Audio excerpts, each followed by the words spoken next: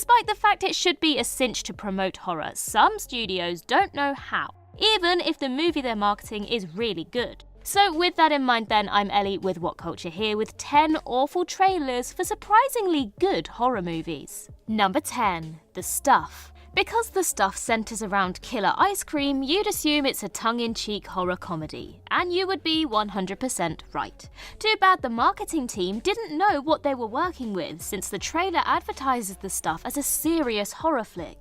As trailers for other horror comedies like Zombieland and Shaun of the Dead were deliberately light-hearted, we knew we weren't meant to take the film seriously. But because The Stuff's teaser acts like a murderous dessert could actually be scary, you'd swear this clip was from an SNL skit. But if you're looking for an imaginative monster movie, The Stuff should hit the spot. The special effects for the alien goo are surprisingly creative despite the minimal budget. It has a surprisingly good cast, including Daniel Aiello, Goodfellas' Paul Sorvino, and The Godfather's Abe Vigoda. Also, director Larry Cohen seems to really care about the story, since he incorporates a lot of clever themes about corporate greed and consumerism. The Stuff is let down by some choppy scene transitions and crummy prosthetics, but there's definitely a lot here to love. Number 9. Pride and Prejudice and Zombies. Quirk Books is a publishing house that's renowned for publishing parody novels like Sense and Sensibility and Sea Monsters, as well as William Shakespeare's Star Wars. After the book's popularity skyrocketed, it was only a matter of time before Hollywood adapted Quirk's most popular work, Pride and Prejudice and Zombies. Based on the European trailer, as well as the title, you can blatantly tell this mashup combines novel of manners fiction with modern zombie lore. But if you watch the US trailer for Pride and Prejudice and Zombies, it's obvious the marketing team didn't understand the source material at all. Instead of poking fun at the ridiculous premise, the international trailer sold the movie like a badass horror, giving no sense of its comedic roots. Even though the film adaptation of Pride and Prejudice and Zombies mixes the comedy and horror elements really well, a lot of people hated the movie simply because it wasn't what they were expecting.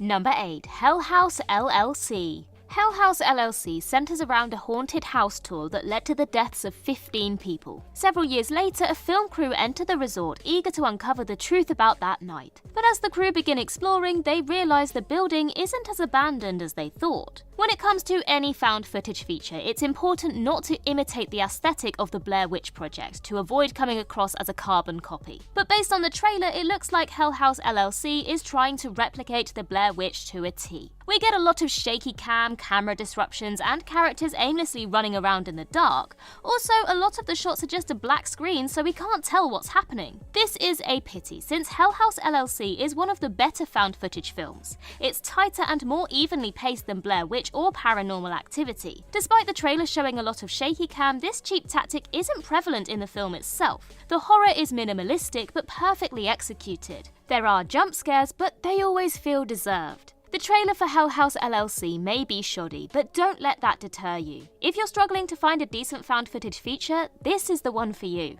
Number 7. The Invisible Man. You would assume a movie centered around an unseen villain wouldn't have to worry about its trailer revealing too much. But the teaser for The Invisible Man finds a way. The promo spoiled so much that many moviegoers felt like they saw the film before it came out. On top of that, there's a shot in the trailer of our heroine dunking paint on the villain Adrian Griffin, revealing he's wearing a light-cancelling suit to hide his appearance. Because many people were under the impression Griffin used an experimental serum to turn invisible, it seemed like the trailer had given away its biggest twist. But that isn't the case at all. Contrary to what was revealed in the promotions, this reboot is far from predictable. Even if you saw every single trailer, you can be assured that the film has plenty of surprises left in store for you. And due to the superb directing, memorable scares, focus on character development, and a brilliant performance by the lead star Elizabeth Moss, The Invisible Man is among the best horror remakes over the last decade. Number 6. Ouija: Origin of Evil. Based on Ouija's trailer, you'd think this haunting thriller was by the numbers schlock that didn't harbour a single creative idea.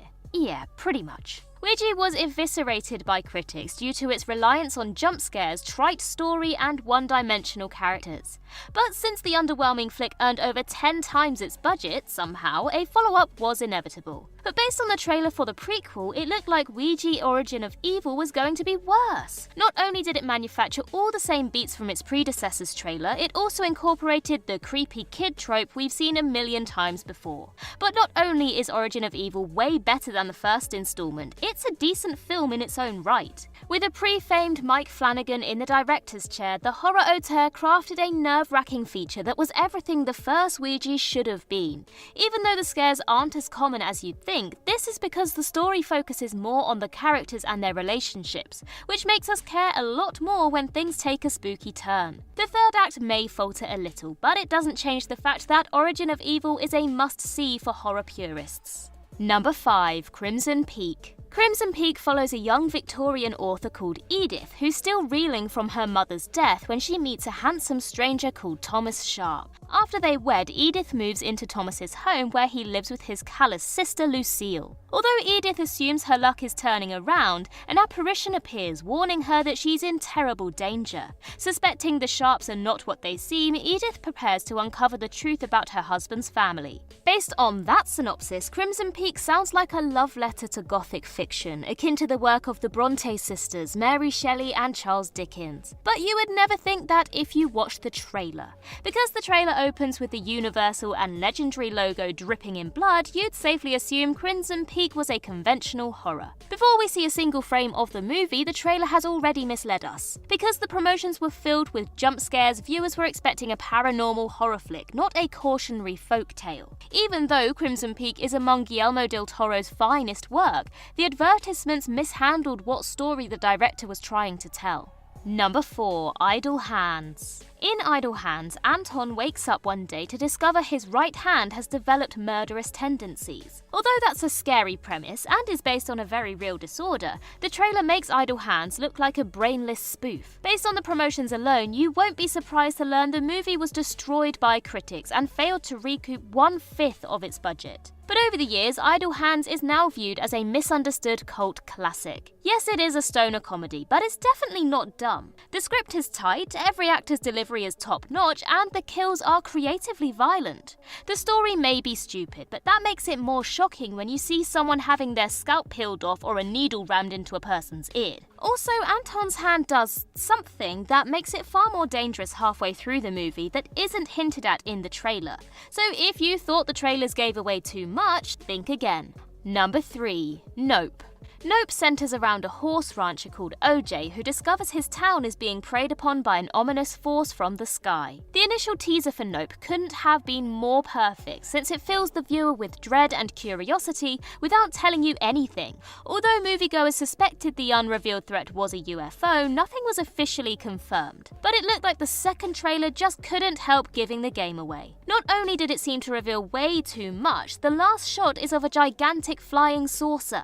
Like the worst trailers, we assumed the one for Nope spoiled the ending. That doesn't change the fact Nope has all the hallmarks of a Jordan Peele feature: career-making performances, thought-provoking social commentary that doesn't hit you over the head with its message, scares that make you question whether you pissed your pants. That's not all. Despite what the trailer implied, nothing was spoiled. The final trailer is deliberately misleading, so the biggest surprise is never revealed. There are also many pivotal moments in the story that are barely glimpsed at in the trailer, especially revolving around Steven Yeun's character. Upon watching Nope for 30 seconds, you can tell there's a ton of content that the trailers barely touched upon. Number 2. Get Out. Nobody was expecting Get Out to be as influential as it was. Because the director Jordan Peele was better known for his comedic sketches, nobody was ready for him to whip up a horror classic. It wasn't just good. It redefined Peele as a filmmaker. It turned Daniel Kaluuya into a star. It won an Oscar for Best Original Screenplay and 2 Golden Globes for comedy for some reason. But another reason why we didn't expect Get Out to be that great is because the trailer sucked. In the teaser, we see Kaluuya's character Chris being nervous about meeting his girlfriend's white family for the first time. Even though the family seem nice at first, Chris suspects their true intentions are far more sinister. After watching this trailer, Get Out looked like it would be the most bare-bones horror possible. Not only was the premise not particularly compelling, some clips seemed unintentionally funny out of context, including the galloping groundskeeper and the maid who keeps uttering "no, no, no, no, no, no, no."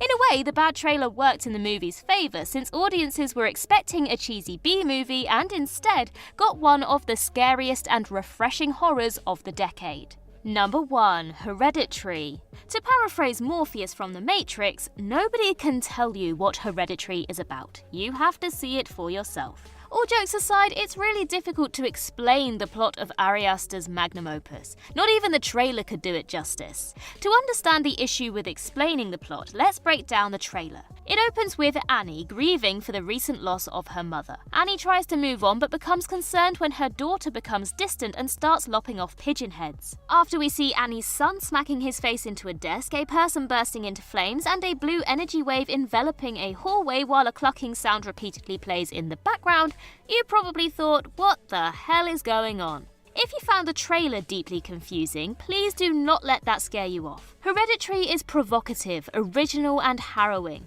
It's so multi-layered it'll encourage you to discuss its themes with others endlessly. Not only does Toni Collette give her best performance yet, it's one of the most visceral performances we've seen in horror in a very long time.